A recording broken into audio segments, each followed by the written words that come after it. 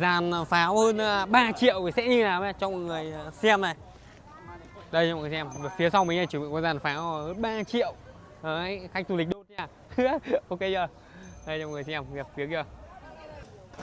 Đấy, sỏi.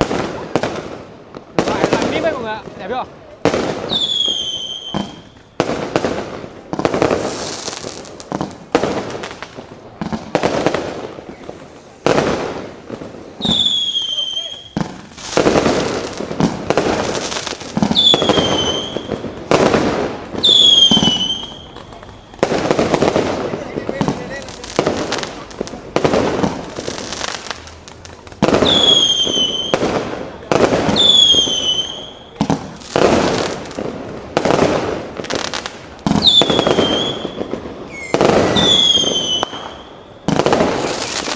Rồi mọi người xem chưa?